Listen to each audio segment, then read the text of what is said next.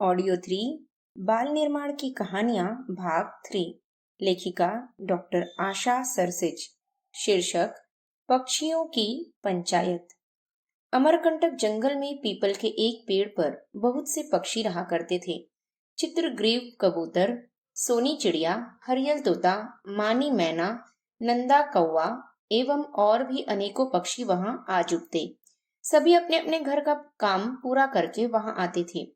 खाली समय में वे आपस में बतियाते थे। एक दिन मानी मैना बोली, हम जो आपस में बातें करते रहते हैं उसमें बहुत सा समय यूं ही बीत जाया करता है। क्यों न खाली समय में कुछ काम ही सीखा जाए। मानी की यह बात सभी पक्षियों को बहुत पसंद आई। चित्रग्रीव कबूतर ने अपनी गर्दन हिलाकर, सोनी चिड़िया ने पंख फड़फड़ाकर, हरियल तोता ने टेंटे करके और नंदा कौवे ने कांव कांव करके उसकी इस बात का समर्थन किया। अब सभी आपस में मिलकर यह विचार करने लगे कि क्या काम सीखा जाए जिससे खाली समय का उपयोग हो। तय यह हुआ कि हर पक्षी एक एक दिन सभी को काम सिखाएगा। सबसे पहले चित्रग्रीव कबूतर की बारी आई। चित्रग्रीव बोला, भाइयों और बहनों, मैं चाहता हूँ कि आज तेज उड़ने का अभ्यास किया जाए। कई बार ऐसा होता है कि तेज न उड़ सकने के कारण हम शत्रु के मुंह में फंस जाते हैं। और उस दिन मानी मैना की बारी आई और वह बोली, आज मैं आप सभी पक्षियों को आदमियों की बोली में बातचीत करना सिखाऊंगी। मानी मैना ने सभी को आदमियों की भाषा में बात करना सिखाया, पर बस एक हरियल तोता ही ऐसा था जो मानी का पाठ सीख सका। उस दिन हरियल तोता को प्रथम स्थान मिला। तीसरे दिन हरियल तोता की बारी आई। वह बोला, मित्रों, मैं आज आप सभी को भगवान का भजन करना सिखाऊंगा। मैं आज जब उड़ते उड़ते नगर के पास से निकल रहा था तो मैंने एक मंदिर से इस मंत्र की आवाज सुनी थी, ओम भूर्भुवः स्वः, ओम भूर्भुवः स्वः। मंदिर में इकट्ठे आदमी कह रहे थे कि इस मंत्र का जप करने से बुद्धि शुद्ध होती है, विपत्तियां समाप्त हो जाती हैं। चित्रग्रीव कबूतर, सोनी चिड़िया, हरियल तोता आदि सभी पक्षियों ने मिलकर अपने अपने स्वरों को मिलाकर कहा, ओम भूर्भुवः स्वः। फिर नंदा कौवा हंसते हुए बोला, लगता है तोतेराम, तुम हम सबको पंडित जी बनाकर छोड़ोगे, पर ध्यान रखना कि बगुला भगत की भांति मत बनना। कौवे की इस बात पर सभी पक्षी जोर से हंस पड़े। अगले दिन नंदा कौवे की बारी थी। कौवा कहने लगा, भाइयों और बहनों, मेरा अपना अनुभव है कि प्रसन्न रहने के लिए गाना गुनगुनाना आवश्यक है, इसलिए मैं आज आप सभी को गाना सिखाना चाहता हूँ। कौवे ने कांव कांव करके किसी गीत की पहली पंक्ति गाई, फिर सभी से दोहराने के लिए कहा। माफ करना कौवे भाई, तुम्हारी आवाज तो बड़ी कठोर है, गाना सिखाने के लिए तो मीठी आवाज चाहिए, हरियल तोता कह रहा था। हाँ भाई, आज गला कुछ खराब सा मालूम पड़ता है, सर्दी जुकाम का कुछ असर हो गया है लगता है। अपने पंजे से गले को पकड़कर कौवा बोला, अरे आज तुम्हारी तबीयत ठीक नहीं है तो रहने भी दो, मत सिखाओ आज गाना, फिर कभी सिखा देना। सभी पक्षी एक स्वर में कहने लगे। तभी नंदा कौवे की नजर कलिया कोयल पर पड़ी। वह उड़ते उड़ते अभी अभी पास के आम के पेड़ पर आ बैठी थी। वह बहुत अच्छी गायिका थी। पूरे अमरकंटक वन में उसके बराबर अच्छा कोई नहीं गाता था। नंदा कौवा बोला, कलिया दादी, हमने तुम्हारे गाने की बड़ी प्रशंसा सुनी है, आज तुम इन सभी पक्षियों को अच्छा सा गाना सिखा दो। कलिया कोयल अपनी प्रशंसा सुनकर घमंडी हो गई थी। नंदा की बात सुनकर बोली, अभी तो मैं थकी हूँ, अभी तो आकर यहाँ बैठी हूँ, भूखी भी हूँ, थोड़ा सुस्ता लूं और कुछ खा पी लूं, तब मैं तुम्हारी कोई बात सुनूंगी। अरे दीदी, तुम भूखी हो तो पहले से तुमने क्यों नहीं बताया, हम भी तुम्हारे खाने के लिए कुछ लेकर आते हैं। वे सारे के सारे पक्षी कहने लगे। हरियल तोता उड़ा और एक मीठा सा अमरूद लेकर आया। चित्रग्रीव कबूतर अनाज के दाने लाया। नंदा कौवा मिठाई का एक टुकड़ा लाया। सोनी चिड़िया रोटी लाई। कलिया कोयल ने उस दिन खूब छक्कर खाना खाया। खाना खाने के बाद वह बोली, अब मुझे नींद आ रही है, मैं थोड़ा सा सोऊंगी। अच्छा दीदी, तुम सो जाओ, हम सभी तुम्हारे जगने की प्रतीक्षा करेंगे, सब पक्षी कहने लगे। कलिया कोयल फिर आम के पेड़ पर जाकर सो गई। इधर पीपल के पेड़ पर बैठे पक्षी बतियाने लगे। हरियल तोता बोला, आज तो हम बहुत अच्छा गाना सीखेंगे, चित्रग्रीव कबूतर बोला, और गाना सीखने के लिए कितना कष्ट भी तो उठा रहे हैं हम। मानी मैना और सोनी चिड़िया बोली, ऐसा न कहो भैया, गुरु की सेवा करके ही विद्या मिलती है। हरियल तोते ने अपना सिर हिलाकर समर्थन किया। हाँ, जो गुरु के प्रति श्रद्धा रखता है वही सच्चा ज्ञान पाता है, उसी की विद्या सफल होती है। नंदा कौवा समझाने लगा, जो गुरु की निंदा करते हैं उनसे बुरा और कोई नहीं है। इतनी देर में कलिया कोयल भी वहां उड़कर आ गई। वास्तव में वह सोई हुई नहीं थी, वह आंखें बंद करके आम के पेड़ पर बैठी थी।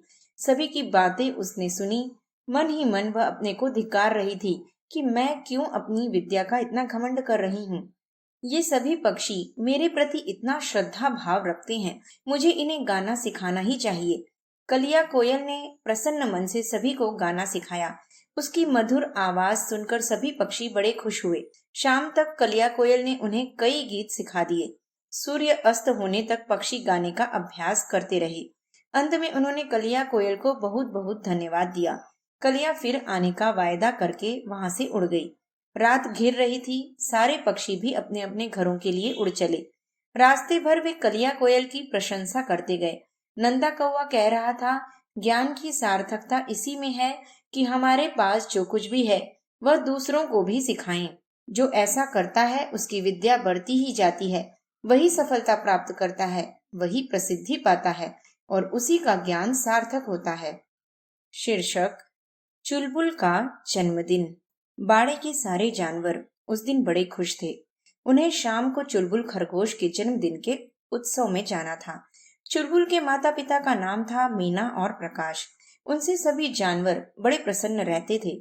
मीना और प्रकाश सदैव दूसरों की सहायता करते थे, विनम्रता से बोलते थे, पड़ोसियों से मित्रता का व्यवहार करते थे, दूसरों के दुख मुसीबत में साथ देते थे। यही कारण था कि सभी जानवर उन्हें चाहते थे। चुलबुल के जन्मदिन के अवसर पर जाने के लिए वे कई दिनों से प्रतीक्षा कर रहे थे। सभी जानवरों ने कुछ न कुछ उपहार एकत्रित कर दिए थे। सोनी गाय ने हरी हरी घास इकट्ठी कर ली। मोनी बकरी खेत से गाजर मूली उखाड़ लाई थी। लाली मुर्गी ने दाना इकट्ठा कर लिया था। मिट्टी बतख नदी किनारे से कमल के फूल तोड़ लाई। सभी अपने अपने उपहार लेकर झुंड बनाकर बाल बच्चों सहित चुलबुल खरगोश के घर चले। चुलबुल खरगोश के घर उस दिन बड़ी रौनक थी। उसकी माँ मीना ने घर की खूब सफाई की थी और घर को खूब सजाया था। जगह जगह फूलों के गुलदस्ते लगाए थे। तरह तरह की खुशबू से सारा घर महक रहा था। मीना और प्रकाश स्वागत के लिए दरवाजे पर खड़े थे। उन्होंने हाथ जोड़कर सफेद सफेद दांत निकालकर हंसते हुए सभी मेहमानों का स्वागत किया। वे उन्हें घर के अंदर ले गए। मीना का घर देखकर सभी मेहमान बड़े खुश हुए। जल्दी ही जन्मदिन का उत्सव शुरू हुआ। सभी जानवरों ने अपने अपने उपहार दिए। मीना और प्रकाश बोले, इतना सब कुछ लाने की क्या जरूरत थी। मोनी बकरी बोली, बहन, ये सारी चीजें हम चुलबुल के लिए लाए हैं, तुम मना न करो। हम कोई कीमती उपहार नहीं लाए, साधारण सी चीजें लाए हैं। प्रकाश खरगोश कहने लगा, भाइयों और बहनों, तुम सभी चुलबुल खरगोश को आशीर्वाद दो, जिससे वह अच्छा बने। शुभकामनाओं और आशीर्वादों में अपार शक्ति होती है, वे हमें अच्छा ही बनाते हैं। अब आशीर्वादों का क्रम आरंभ हुआ। सोनी गाय सबसे बड़ी थी। सबसे पहले वह उठी और बोली, चुलबुल, ईश्वर तुम्हें सद्बुद्धि दे, तुम सदैव अच्छी अच्छी बातें सोचो। मोनी बकरी ने कहा, चुलबुल, तुम सदैव ही मन और शरीर से स्वस्थ रहो। लाली मुर्गी ने कहा, चुलबुल, तुम सदैव अपने माता पिता और गुरुजनों का कहना मानो, सम्मान करो, उनका आशीर्वाद सदा तुम्हारे साथ रहे। मिक्की बतख बोली, चुलबुल भैया, तुम खूब बहादुर बनो, अपने अच्छे कामों से सदा प्रसिद्धि पाओ। इसके बाद चंचल गिलहरी बोली, भाइयों और बहनों, हम जन्मदिन इसलिए मनाते हैं कि अच्छे बन पाएं। इस दिन हम अच्छे कार्य करने का व्रत लें, फिर पूरे वर्ष वह कार्य करते रहें। मैं भतीजे चुलबुल से आग्रह करूंगी कि आज के इस शुभ दिन वह एक बुराई छोड़े और एक अच्छाई अपनाए। चंचल गिलहरी के इस कथन पर सभी ने तालियां बजाकर प्रसन्नता प्रकट की। चुलबुल की माँ बोली, चुलबुल बेटे, आज के इस शुभ दिन पर अब तुम अपनी एक बुराई छोड़ दो। चुलबुल कुछ सोचता रहा, फिर बोला, माँ, तुम ही बताओ आज कौन सी बुराई छोड़ने का व्रत लूं। चुलबुल की माँ मीना कहने लगी, तुम सुबह देर तक सोते रहते हो, प्रतिज्ञा करो कि अब तुम जल्दी उठोगे, सूर्योदय के बाद नहीं सोओगे। सुबह देर तक सोने से कोई फायदा नहीं है, उससे हानि ही है। चुलबुल ने सभी के सामने प्रतिज्ञा की कि अब वह प्रातःकाल जल्दी उठा करेगा। प्रकाश खरगोश बोला, बेटे, गिलहरी बुआ के अनुसार तुम एक अच्छाई का पालन करने की प्रतिज्ञा और लो। चुलबुल खरगोश थोड़ी देर तक सोचता रहा, फिर बोला, मैं प्रतिज्ञा करता हूँ कि सभी की सहायता किया करूंगा। सभी को चुलबुल की बात सुनकर बड़ी प्रसन्नता हुई। मोनी बकरी बोली, चुलबुल, तुम बड़े होकर खूब अच्छे बनो, हम सबका यही आशीर्वाद है। इसके बाद प्रीति भोज हुआ। मीना और प्रकाश ने सभी को शानदार दावत दी। बेर, गाजर, अंगूर, चेरी और न जाने कितनी ही चीजें खिलाई। अतिथियों ने बड़े प्रेम से वे सारी चीजें खाईं। मेहमानों ने मीना की कुशलता की बड़ी प्रशंसा की। दावत के बाद कलिया कोयल ने सबको गाना सुनाया। चुलबुल खरगोश ने अतिथियों को अपना नाच दिखाया। सबका खूब मनोरंजन हुआ। फिर प्रकाश और मीना ने सभी अतिथि जानवरों को थोड़े थोड़े अंगूर उपहार में देकर विदा किया। शीर्षक शालू बकरी। शालू बकरी की माँ रोज सुबह जंगल की ओर चली जाती थी। घर पर रह जाती थी अकेली शालू। शालू का मन करता था कि वह भी बाहर घूमे। शालू चाहती थी कि उसके भी मित्र बने, पर शालू की माँ की आज्ञा थी कि वह घर से बाहर कहीं भी न जाए। उसकी माँ कहती थी कि वह अभी छोटी है और घर से बाहर निकलने पर उसकी सुरक्षा नहीं है। उसे कालू भेड़िया खा सकता है, भासुरक सिंह पकड़ सकता है और भी न जाने किस किस के नाम माँ गिनाती थी। इन सब से शालू बकरी की इतनी डर गई थी कि वह घर से बाहर निकलने की हिम्मत ही नहीं करती थी। एक दिन माँ ने शालू को डांट दिया। शालू मन ही मन खूब गुस्सा हुई। सोचने लगी, ठीक है, आज मैं बाहर चली जाऊंगी। आज मैं माँ की बात नहीं मानूंगी। उस दिन माँ के घर से निकलते ही शालू भी गुफा से बाहर आ गई। आज घूमकर मानो माँ से बदला लेना चाहती थी। उसे उसकी माँ ने डांटा जो था। शालू बकरी को गुफा से बाहर निकलकर बहुत अच्छा लगा। ठंडी ठंडी हवा बह रही थी, मीठी मीठी खुशबू आ रही थी, हरे भरे वृक्ष खड़े थे। उसने जी भरकर ताजी ताजी पत्तियां खूब ही खाईं। फिर वह ठंडा ठंडा पानी पीने एक झरने पर चली गई। झरने पर भेड़ का बच्चा भी बैठा था। शालू ने उससे नमस्ते की, फिर पानी पिया। भेड़ के बच्चे ने पूछा, तुम यहाँ रोज आती हो क्या? क्या नाम है तुम्हारा? मेरा नाम शालू है। मैं आज यहाँ पहली बार आई हूँ। मेरी माँ मुझसे घर से निकलने को मना करती है। शालू यह सब एक सांस में कह गई। ओह, मेरी माँ भी मुझसे रोज मना करती है, पर मैं तो हर रोज घूमने आता हूँ। उन्हें पता भी नहीं लगता। खुली हवा में घूमने से मेरी सेहत भी अच्छी हो गई है। भेड़ का बच्चा शान से अपने शरीर पर निगाह डालते हुए बोला। शालू ने भी अपने शरीर पर निगाह डाली। वह तो बहुत ही दुबली पतली थी। तभी भेड़ का बच्चा तुरंत बोल उठा, शालू, तुम भी इसी तरह रोज घूमने आया करो, मेरी ही भांति खूब मोटी हो जाओगी। पर मेरी माँ तो मना करती है, शालू बोली। ओह, तुम माँ के पीछे आ जाया करो। मैं भी तो ऐसा ही करता हूँ, भेड़ के बच्चे ने समझाया। अब तो शालू हर रोज यह प्रतीक्षा करती थी कि कब माँ घर से निकले और कब वह बाहर जाए। माँ को उसने इस बारे में कुछ भी नहीं बताया था। 3-4 दिन तक दोनों सुरक्षित घूमते रहे। अब उनका भी साहस बढ़ गया था। दोनों ही सोचते थे कि अब हम बहुत होशियार हो गए हैं। हम जब चाहें कहीं अकेले आ जा सकते हैं। अब वे दूर दूर तक घूमने जाने लगे। एक दिन दोनों घूमते घूमते अचानक शेर की गुफा की ओर जा पहुंचे। वहां शेरनी अपने 4 छोटे छोटे बच्चों को शिकार करना सिखा रही थी। उसका सबसे छोटा बच्चा शालू को देखकर बोला, माँ, इस पर वार करके बताओ। तब तक शेरनी के दूसरे बच्चे ने अपने पंजे से उस पर प्रहार कर दिया। यह देखकर भेड़ का बच्चा शालू चुपचाप वहां से भाग गया। आपत्ति में पड़े मित्र की ओर से उसने मुंह फिरा लिया। उस दिन शेर का बच्चा शालू बकरी को फाड़ ही डालता, पर उसके सौभाग्य से तभी शेर आ गया। वह एक बड़ा सा भेड़िया घायल करके लाया था। शेरनी और उसके बच्चों का सारा ध्यान उस ओर बट गया। शालू बकरी सबकी आंच बचाकर चुपचाप ही वहां से खिसक आई। पेड़ों की आड़ में छिपती हुई सिर पर पैर रखकर वह तेजी से भागी जा रही थी। उसका नन्हा दिल भय के कारण तेजी से धड़क रहा था। उसकी पीठ से खून निकल रहा था। जैसे तैसे वह झरने के किनारे पहुंची। वहां भेड़ का बच्चा पहले से ही बैठा था। उसे देखकर शालू ने मुंह फिरा लिया। भेड़ का बच्चा बोला, मैं तो तुम्हें उससे बचा नहीं सकता था, इसलिए मैं हाथी दादा को बुलाने आया था। शालू बोली, रहने दो भाई, अब झूठ बोलने की जरूरत नहीं। सच्चा मित्र वही है जो मुसीबत में काम आता है।